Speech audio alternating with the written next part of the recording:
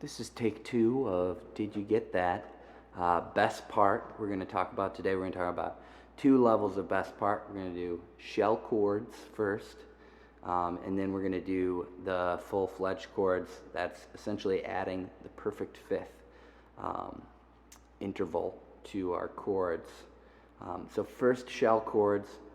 The 4 chords in this whole song are D major 7, A minor 7, G major 7, and then B flat major 7. So if you know your major 7 voicings, you're in good shape here. So pretty much we're just gonna hop right in. We got shell chords.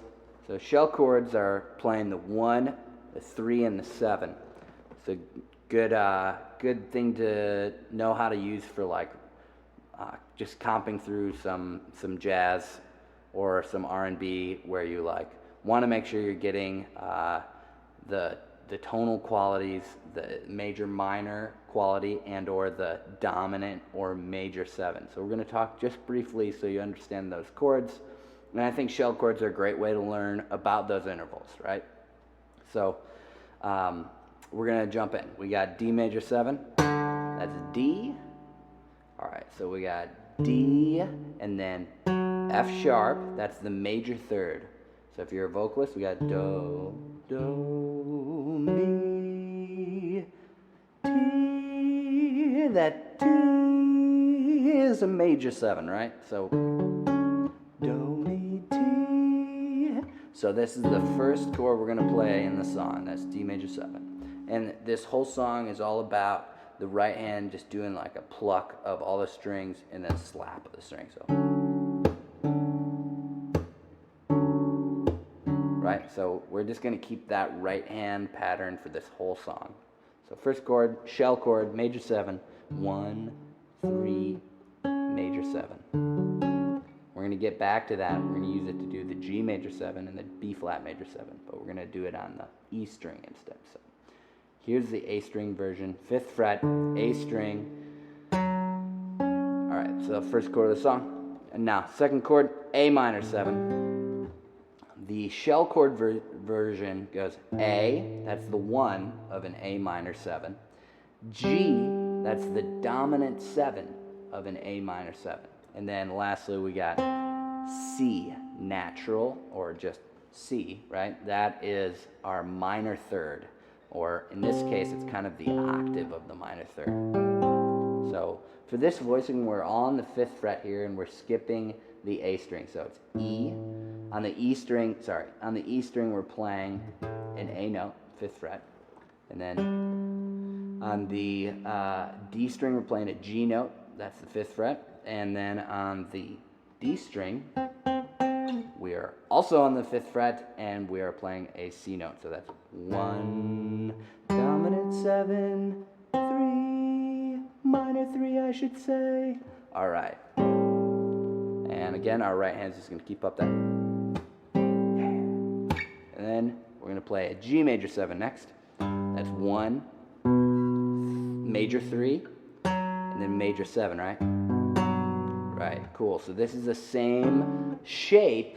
If you remember, we just learned on the D major 7. So 1, 3, major 7. And then we were going to play A minor. And then we go to the E string, 3rd fret. That's our G note, G, B. And then F sharp. That's our G major 7 shell chord. We're going to take this same shape, slide up to fret 6.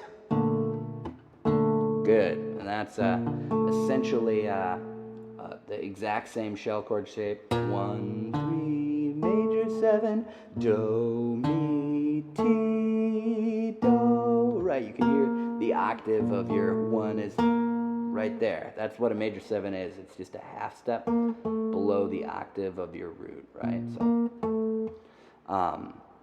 okay, so that's the shell chord version. That's like kind of level 1 of best part. We're going to cover the same chords for level 2. It's still D major 7, A minor 7, G major 7, and B flat major 7. And these, again, are the chords for the whole song. Right hand's just going to hold it down here. This is what level 2 sounds like. This is, I think, pretty much what he plays in the recording, or maybe H.E.R plays. whoever's playing guitar, this is pretty much it, right?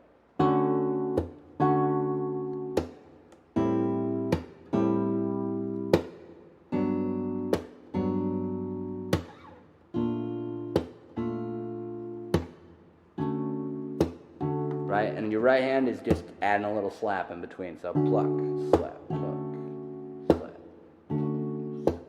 That's it. All right, so for the first chord, we're going to do D major 7. This is the most common way to play a major 7 chord based on the A string on guitar. Right, we've got 1, 5, major 7, octave of the 3. So instead of our shell chord, we had 1, 3, major 7. This time we're doing 1 perfect 5th, that's D, A, and then we're going to play our major 7, which is a C sharp, and then we're going to play an octave of our major 3rd, that's an F sharp. Yeah. And we're going to go to this A minor. It's still all on the 5th fret, believe it or not, but now we got it. We're going to play it all the way. We're going to add the pinky, that's an E note, which is the perfect 5th of our A minor 7. We're going to add that on the B string, right? So, and our right hand's just going to pluck those 4 that we're using. So forget about the A string, right? All right, cool. And then we got G major 7. This is one of the most common ways to play a major 7 chord based on the E string. It's a very nice movable shape, right?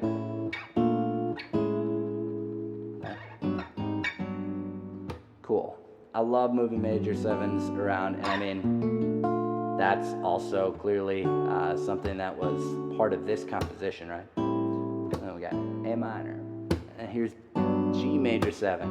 And for this shape, we're going G, we're finding a G note here on the 3rd fret of the E string, and then skipping the A string. Then we're playing our major 7, that's an F sharp on the D string. It's the 4th fret. And then we're playing our octave of our 3rd. That's a B note. We're playing that on the D string. And then on the G string we're playing, sorry, that was on the G string. And then on the B string we're playing on the 3rd fret. And that's a D note. That's our 5, right? Because these chords that are beyond just our shell chords,